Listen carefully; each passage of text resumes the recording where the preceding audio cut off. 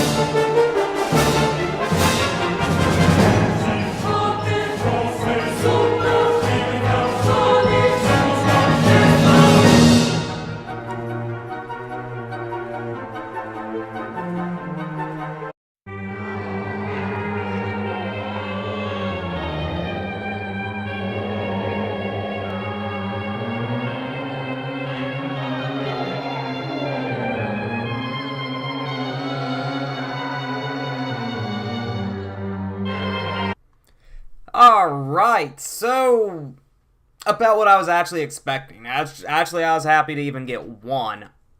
I'm not the world's greatest player. Anyone who's seen Crusadia can tell you that, apparently.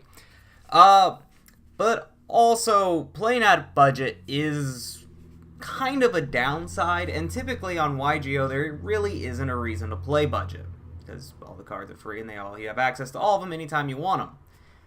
But if you wanted to build this in real life, to play at a kitchen table, or even just to play at a locals, not necessarily trying to go for the gold or anything, this is a really good, fun little deck to play. I really enjoyed Lair of Darkness and how it's built.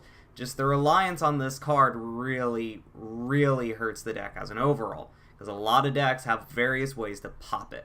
But anyways, so let's get into this and go about our day, because you guys are probably ready to move on to other videos if you haven't already.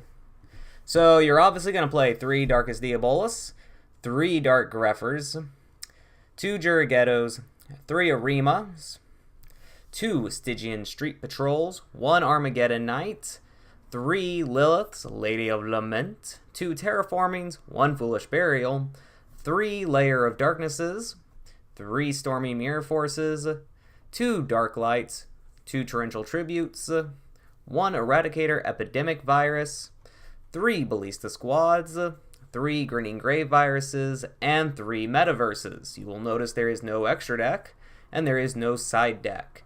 The reason why I do not have a side deck is I'm not going to build a side deck anymore, because I was only using the side deck as a way to physically show you the cards that you could put in. I can just tell you that, so I won't do that anymore, and it cuts down the deck profiles.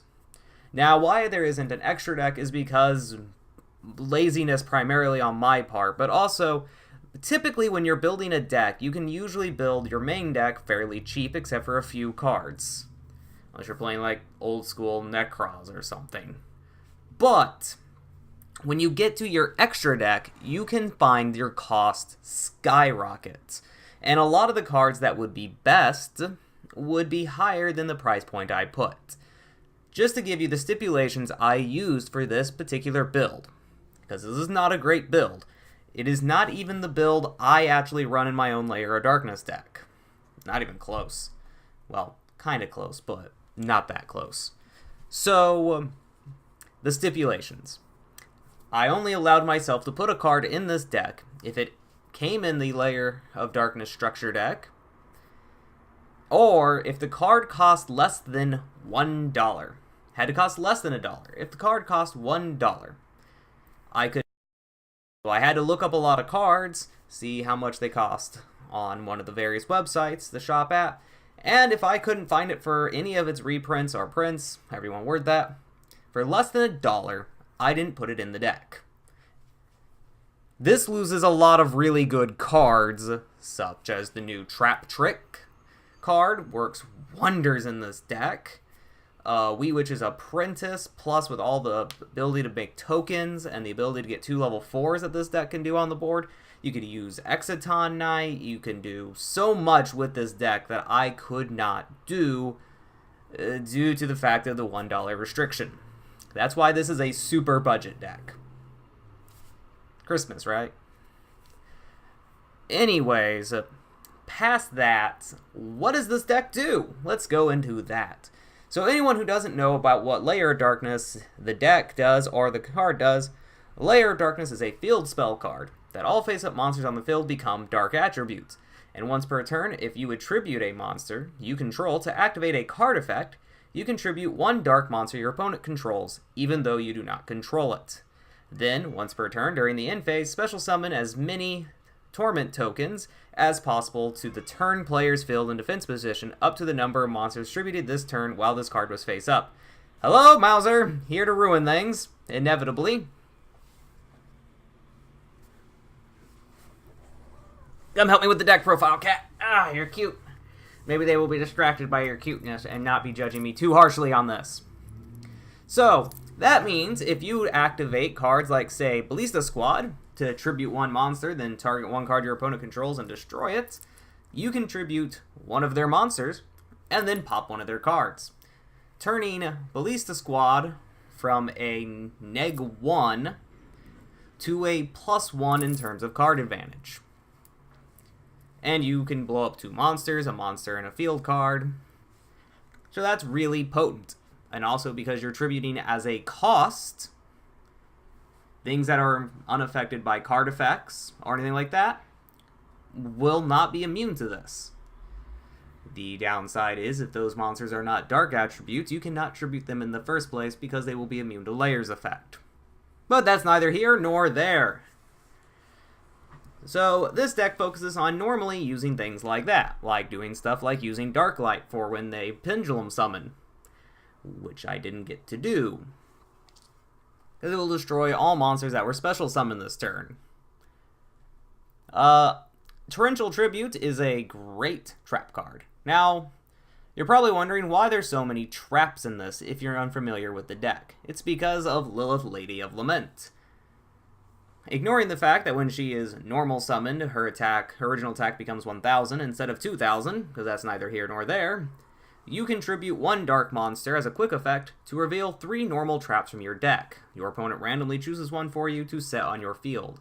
You shuffle the rest back into your deck. You can only use this effect once per turn, but because it's a quick effect, if you have Lair on board, they attack, you tribute their monster. They try to do something you don't want them to do, you tribute their monster, and you get one of your various trap cards, such as Metaverse, which can allow you to get Lair or have a backup in case they destroy Lair.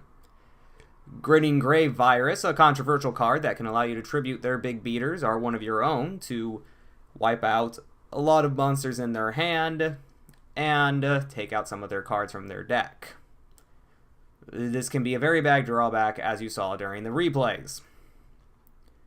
And of course you can get things like Darklight or Stormy Mirror Force. On the note of Stormy Mirror Force, I actually highly recommend not playing it and finding another trap. If you don't mind going over the $1, a card that I could recommend would be Dark Spirit Arts Greed, because it allows you to tribute one of their monsters in an attempt to draw 2 unless they reveal a spell card. At worst, you go even and get rid of one of their monsters. At best, you go +2. A lot better than Stormy Mirror Force most of the time, especially since you can activate it in response to it being destroyed. So, you will be running 10 ways to get Lair of Darkness, because you need it for this deck to function. As said, it is the crutch of the deck, and it is what makes the deck good and awful. Your ways of getting it are, of course, hard drawing it. Any of your 3 metaverses will allow you to get it. Lilith, which allows you to get to Metaverse, which will allow you to get to it. And Arima, the Wicked Warden, because you can discard this card from your hand to add 1 Lair of Darkness. That gives you your 3, 6, 9, 10, 11. So I miscounted 11. Wait a minute. 3, 6, 9, 12, 14 ways to get there. I've not only miscounted, but it makes me pissed off all the times that I was playing in the replays and didn't get to Lair. There was also a lot of hard tests where I just couldn't get to Lair.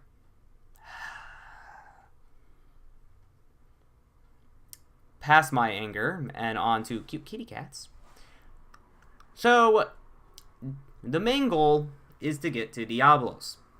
Darkest Diablos, Lord of the Lair, is your boss monster. You can get to him by dropping him in the graveyard through either Dark Grepher or Armageddon Knight. Rima has an effect where you can tribute a dark monster to either draw a card, or if you tributed a dark monster other than it, you can search and add one dark monster with 2,000 or more defense from your deck, which he happens to have. Mauser, go play. You can also send him to the graveyard with Foolish Burial. The reason to send him to the graveyard, even though there is no monster reborn called the Haunted or other, is because of his special summoning condition. If he is in your hand or in your graveyard, and a dark monster you control is tributed, you can special summon him if he was in your graveyard when you tributed, or hand, even if he wasn't. His second effect is you can tribute one dark monster your opponent places one card from their hand on either the top or bottom of the deck. He also has amazing protection, as your opponent cannot tribute him while he's face up, and he cannot be targeted with card effects by your opponent. So he's actually, as a 3,000 attack power, a really amazing boss monster. He can be Raigeki'd and things of that nature, but that's not really the concern. The main point is to get him in the graveyard or in your hand, tribute a dark monster to summon him, and beat on your opponent while controlling the field with either Lilith or your other trap cards. But without Lair, you are not going to get very far in those endeavors. This deck is extremely simple and really fun to play. If you are looking at getting into Yu-Gi-Oh! The card game, I actually highly suggest this deck because it's simple and fun, and you don't necessarily have to worry about all the extra deck summoning mechanics.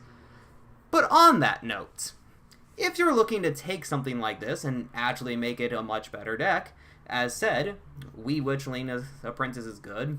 Any rank 4 engine, so the Utopia engine or even Exciton Knight, gives you a good way to board wipe if your opponent's getting out of hand. Anything like that would work. It can also give you help with spot removal through Diamond Direwolf or Tornado Dragon, preferably Tornado Dragon.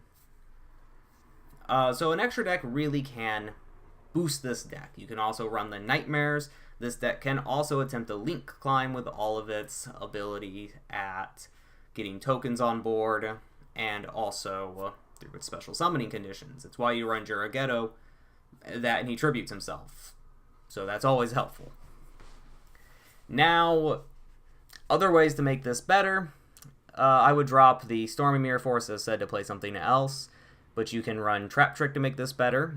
Card of Demise is an expensive card, but it really helps, because it allows you to draw more cards. Because you run 3 of most of your cards, you don't really even need to be afraid of running something like Pot of Desires. If you're playing with an extra deck, when it comes out, Pot of Indulgence would be a good card to run. There's lots of ways to make this deck way better than this really, really, really budget version of it.